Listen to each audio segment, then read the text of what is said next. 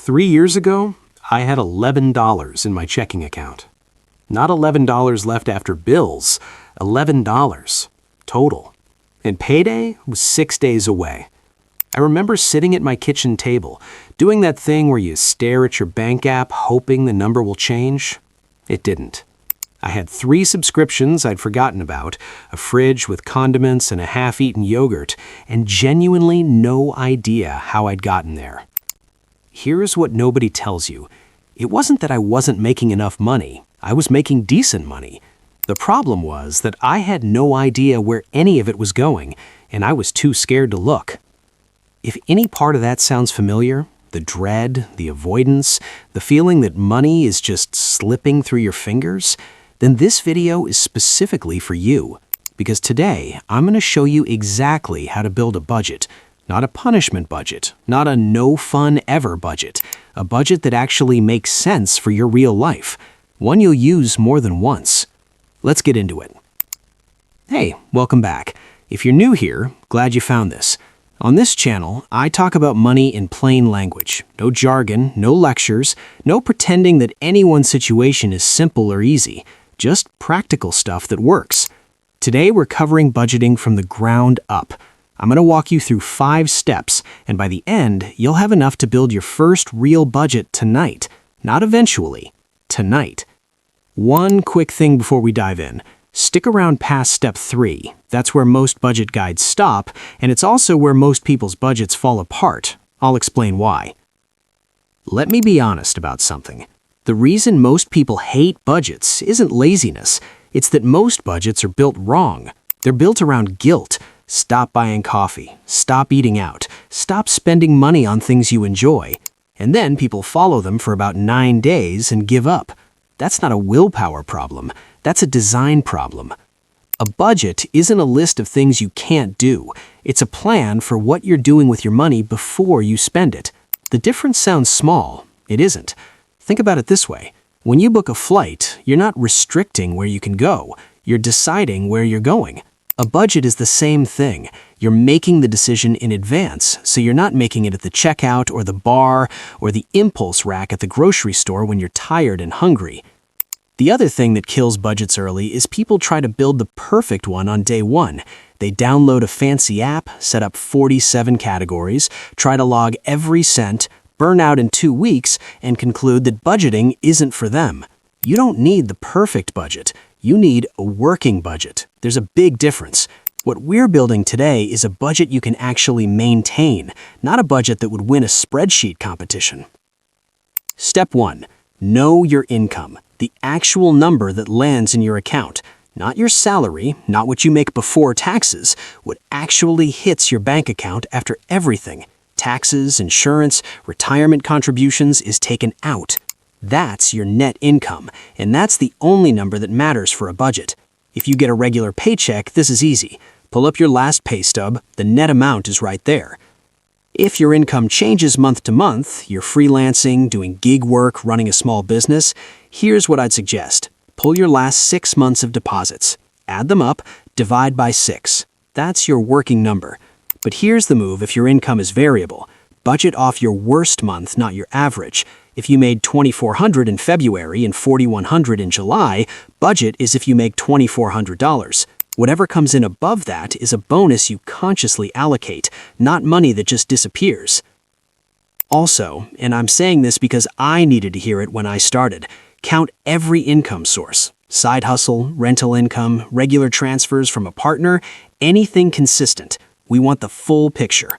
Write that number down, circle it. That is the ceiling your entire budget has to live under. Everything we do from here is about working within it.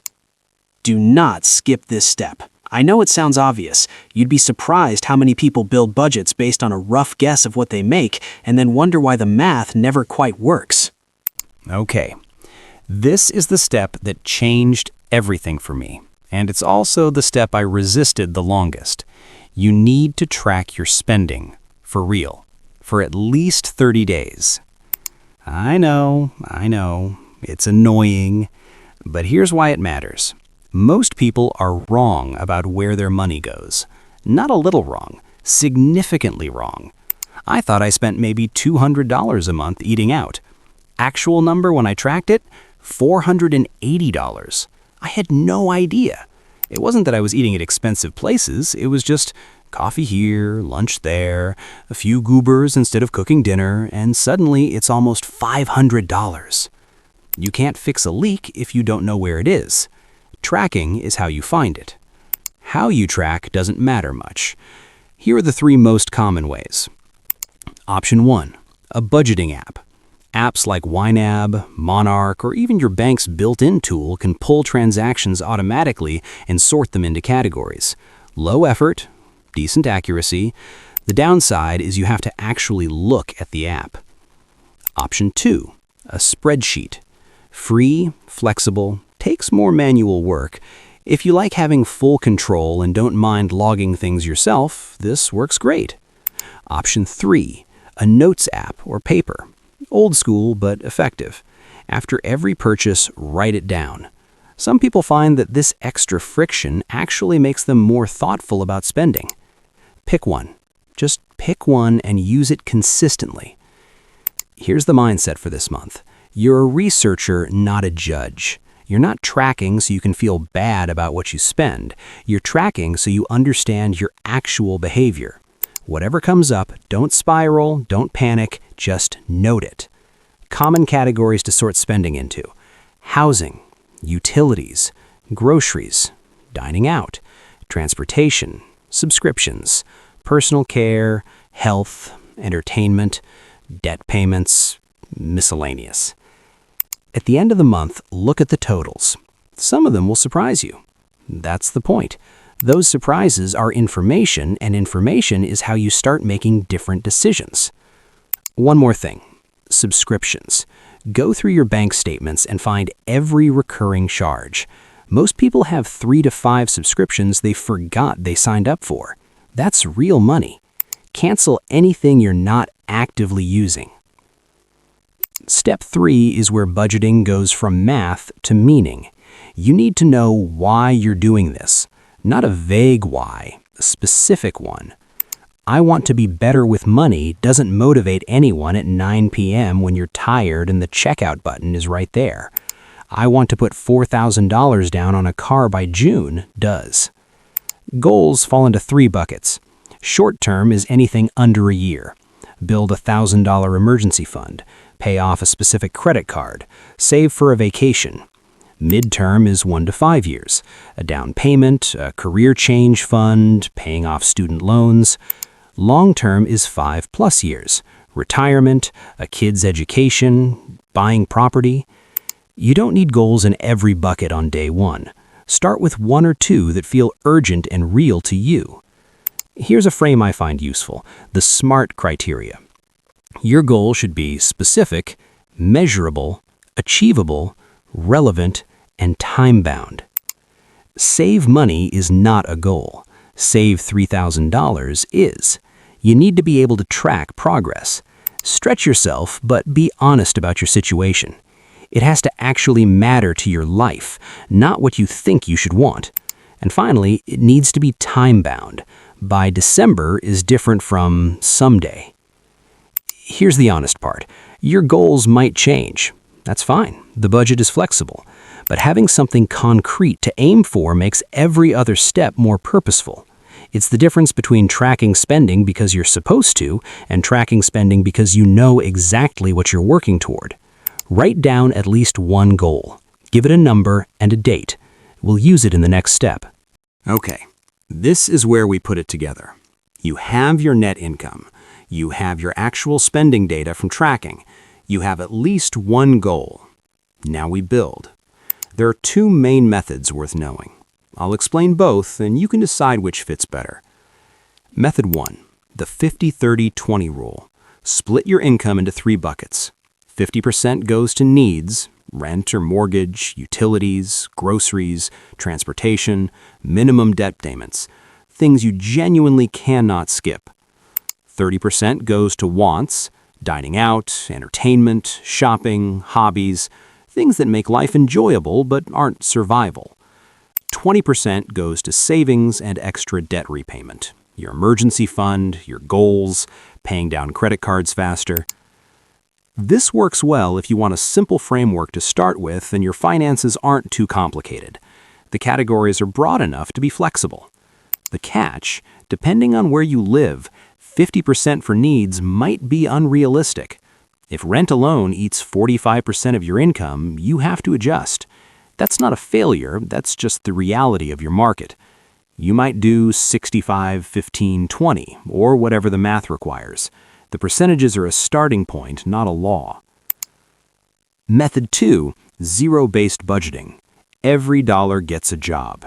You take your net income and assign every single dollar somewhere: bills, savings, groceries, fund money, debt, everything until you hit zero. Not zero in your account, zero unassigned dollars. The reason this works so well is it forces you to make intentional choices about every part of your money. Nothing floats around undefined. That floating money is usually what disappears. The downside, it takes more time and attention, especially at first. If you miss a category or something unexpected happens, you have to rebalance. My honest take, start with 50-30-20 if you're brand new to budgeting. Switch to zero-based once you have a better feel for your actual spending patterns. Both work, neither is correct. Here's the actual process. Take your net income, subtract your fixed expenses first: rent, car payment, insurance, subscriptions, minimum debt payments. These don't change, so they go first. What's left is your discretionary income. From that, pull out your savings goal contributions. What remains is what you have for variable spending: groceries, gas, dining out, entertainment.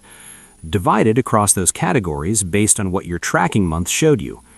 If the math doesn't work, expenses are higher than income, something has to change.